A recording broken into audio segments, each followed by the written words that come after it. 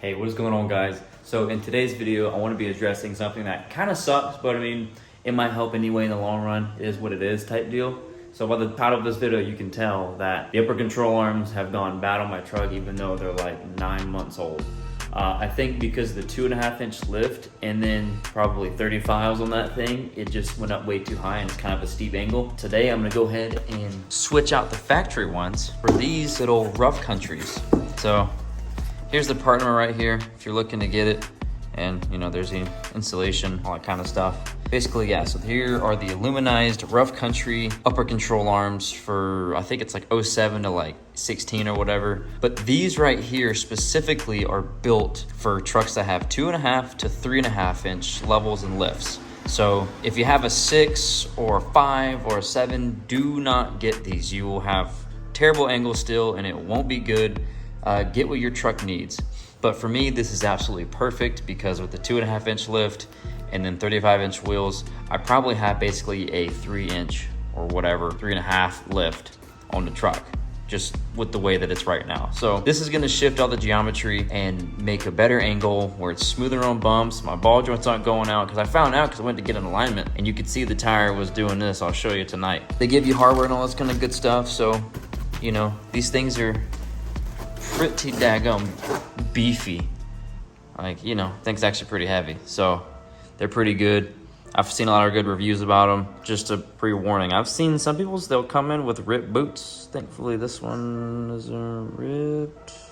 Like I said, we'll be installing this one tonight. I'm going to dinner with some buddies right now, so I'm gonna come back, jack the truck up and get all started on this and show you how to do it. So yeah, we're gonna go ahead and do a comparison too at the end of the factory ones versus these to see how much it improved on bumps and all that kind of good stuff. So we'll see you then. All right, good morning, guys. This is the next day.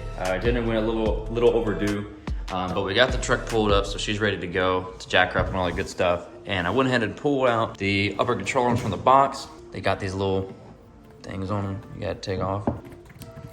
Just take these guys off. I saw some of the reviews talking about how like some of them had like holes in these things.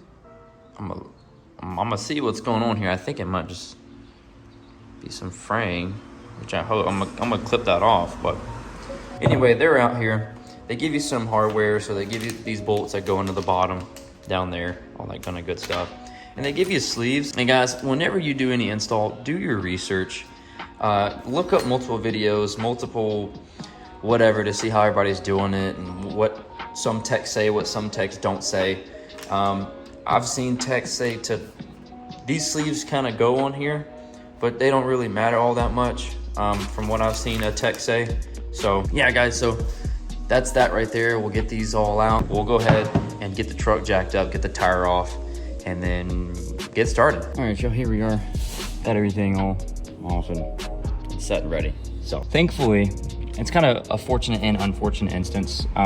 I just got a new upper control arm and ball joint probably less than a year ago, but I think because of the 2.5-inch level plus the 35s, the ball joint didn't like that all that much. So, because when the guy was showing me this was moving around, this is kind of the reason we're getting these new upper control arms. So anyways, first thing, I'm gonna go ahead and remove this 10 mil bolt to this ABS wire, move this one right here, so I can kind of move this out the way, and then, you know, also detach the brake line. So, you know, power tools would be nice.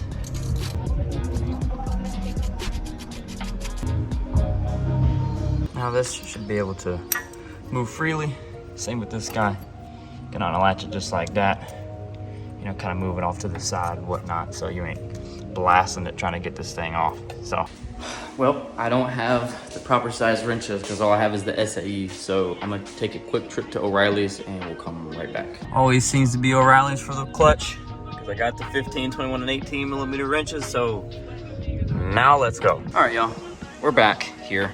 And now you're gonna get your 18 millimeter wrench and get that bottom ball joint bolt off. Oh, I think it's moving.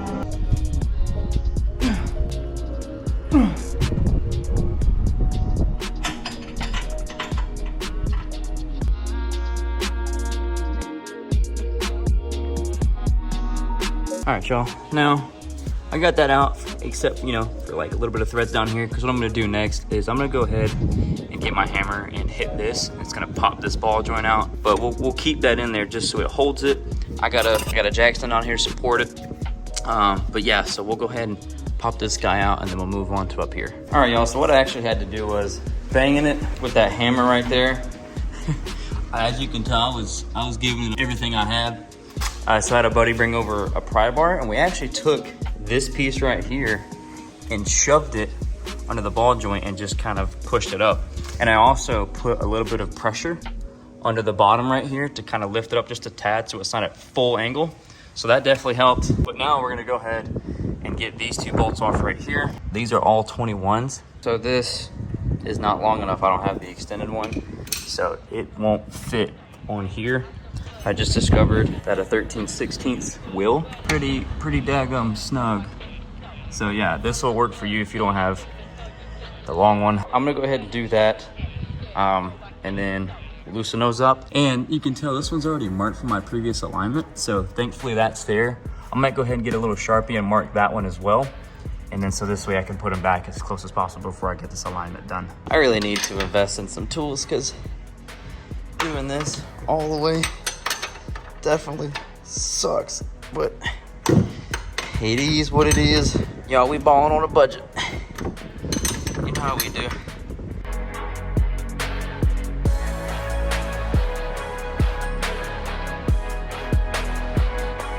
All right, now that we got these two bolts off from the side, we're gonna go back to our 18 and finish removing that bottom bolt down there.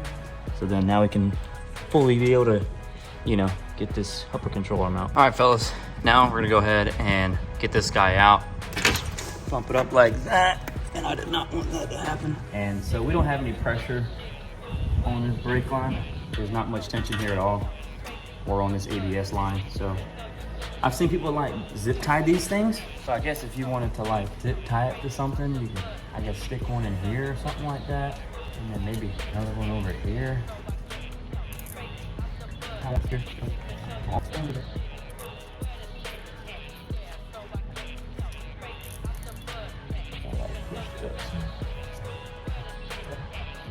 See, boys, this is all good to go. There's no tension on my brake line or the ABS right here. So that's good. And then now we're gonna go ahead and remove these bolts in here, get these little fittings off on the outside, and then we'll just take the upper control arm out. You'll notice how I got this bolt out right here. Sometimes this won't be the case. I think it just depends on how your springs here are set, because sometimes it'll be right behind this bolt. But I maneuvered this and like wiggled it around and got it out. So we'll see how this one goes, but some people have had to take this whole strut right here off just to get these out. But fortunately enough, I got mine, so I'll try this one and see what happens.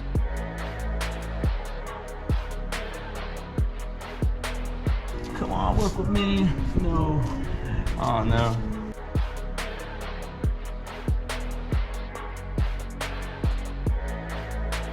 See what I mean right here? So I push this guy out. This will come off. And then see how I just push this back like this, right here. Just like that. So hopefully, let's see if it works right in front of you guys. Push that bolt back like that, or that alignment piece. And hopefully wiggle this bolt out. See what I mean? See how it came out like that? There we go. Boom. So thankfully I didn't have to take that off, because that would have sucked. But now this guy should be able to just come on out. You should be able to just wiggle that little thing out like that. There you go. That's out of there. So, all right, y'all. So here we go, installing the new ones. It's the same kind of process. We'll just squeeze them up in here like this. Get them all set up in there. Thing looks better already, so let it sit for a second. Find my bolts. So I'm kind of gonna do the same thing I did last time. I'll go ahead and push this guy down. We'll see if we can finagle a little bit. Try not to get in y'all's way either. So gotta bear with me just a little bit. Put that bolt back in there. Trying to get these holes lined up here. Probably need some new gloves, huh?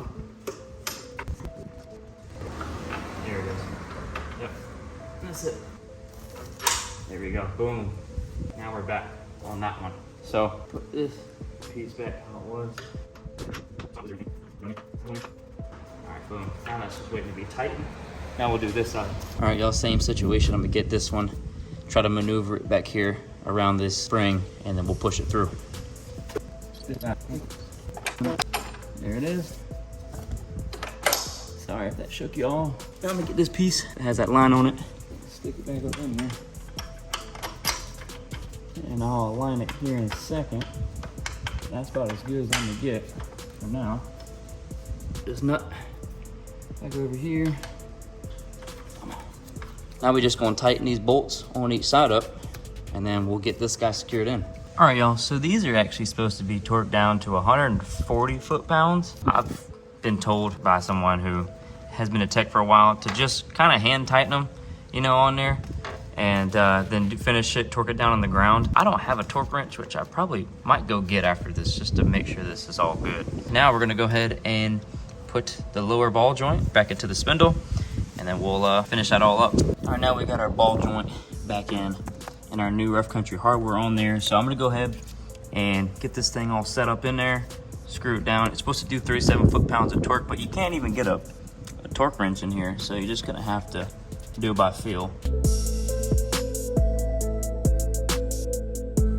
Now, I'm gonna just put mine right about there. Like I said, the torque spec is 37 foot-pounds, but I mean, you know, you can't really get much in there. So that's where I'm gonna put mine right there. And you can even see like what the Rough Country does. Like this is at, you know, full swing, and it, you know, looks pretty decent. So now I'm gonna go ahead and just install these two 10 mils, and then this side should be done. I'm gonna go ahead and tighten these things down now that they're back on the ground. And then also I'm gonna tighten these guys up to these lugs, and then we'll go to the other side. Driver's side done.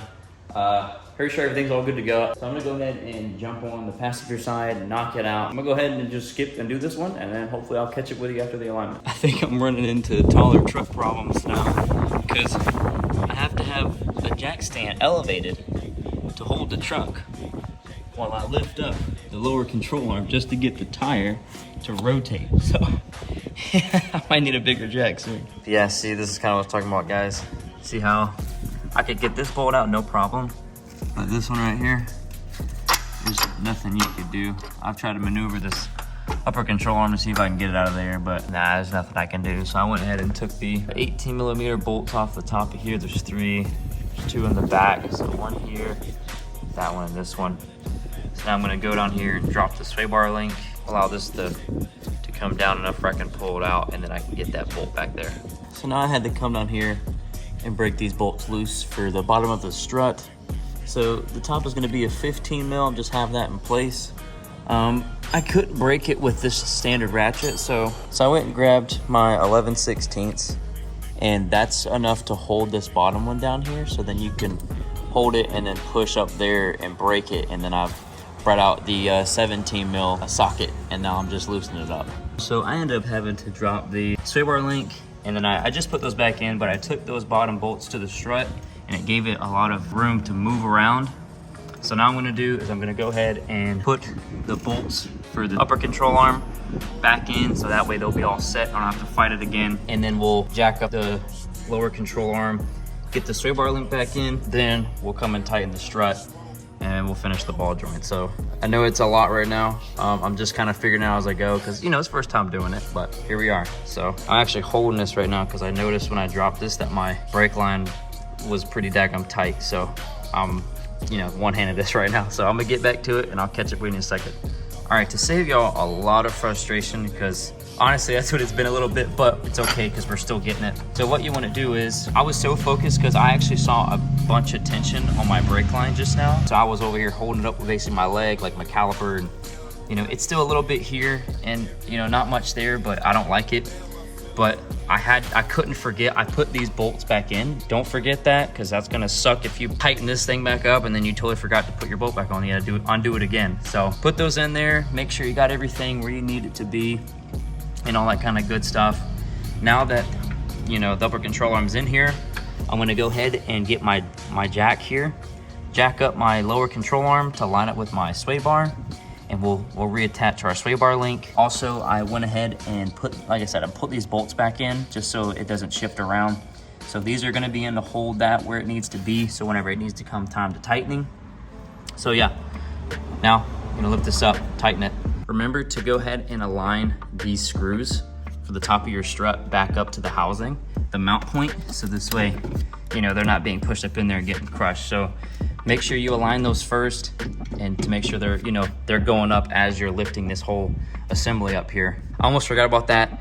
Yeah, and if any of you guys have these aftermarket sway bar links like myself, I got a pair of vice grips right here, and just grab the top up here. So I got that 14 mil, and then, you know, just held it and cranked. So that's about where it was. Like I said, I'm really irresponsible, and I don't have a torque wrench, which I'm probably gonna go buy as soon as I get an alignment to go to Lowe's. Now that this piece right here is done, what I'll do is I'm gonna come down over here and finish putting the bolts on the bottom of this back on. Those two little bolts right there are gonna go back on. Now that this guy's in and these are up here, I'm gonna go ahead and actually raise up the lower control arm with the jack, and then I'll go ahead and put these guys back on. Those are all back on nice and tight. I'm gonna go ahead and tighten these down just a little more, just so they're not as flimsy. And then I'm gonna go ahead and put the ball joint inside here. And you want this thing to flop, okay? You want it to flop and do this. You don't want it to be stiff or really hard right now.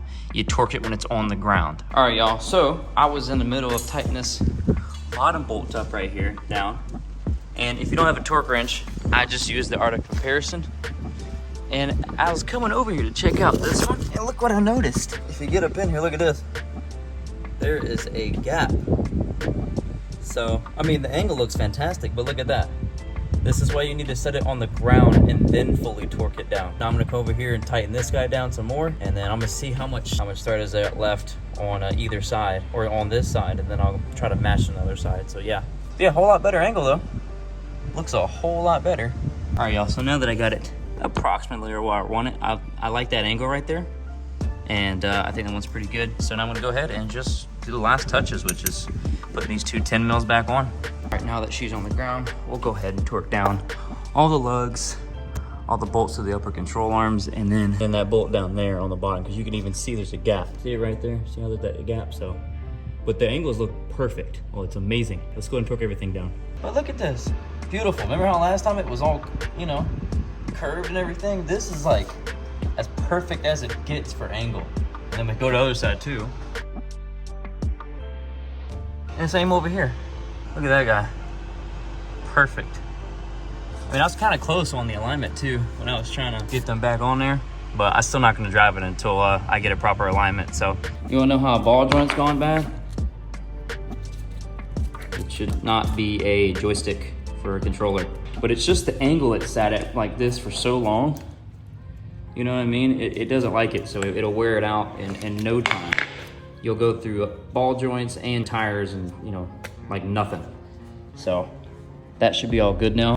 Okay, y'all, so let's talk about these right here. On the box, or whatever the instructions say, it's like, oh yeah, 3 to 4 hours. I started at 8:45, and then having to stop, put the tire back on, and go to O'Reilly's, so that's like another 20 something minutes. It's about, I think I finished around like 5:45. So it took a lot longer than just 4 hours. With having to take the shock, and then having to do the sway bar link, that was the whole thing. Plus, I'm problem solving as well. So if you'll have to do the same, this way hopefully you'll know what to do. But you know, every case is kind of different. Like I said, fortunately enough with the driver's side, I could get both bolts out behind the spring without just a little bit of maneuvering. So that was a huge blessing. But the passenger side, that one bolt made all this other chaos trying to take these other two pieces off. So also, they give you these sleeves, right? Because if you look here at this, it's basically what they're replicating, because it's kind of like a universal boltish in a way. I opted to not put these in just because I saw almost everybody not do it. And I know that's kind of like follow the leader type thing, and it could be bad. If I hear any clunking, anything that's out of spec with those upper control arms, I probably know immediately that they need this. But yeah, y'all, I'm super pleased. The angles already look 100 times better sitting on this truck right now. Tomorrow, I'll go get an alignment done, and then we'll do like a side-by-side review of before and afters. Yeah, so we'll see you then. All right, y'all, so this is the reason you need alignment when you get something done like this. Look at this. The steering wheel is straight. Wheel is absolutely not. Same over here. My wheel is perfectly straight inside the truck. That is not. Get in alignment, folks.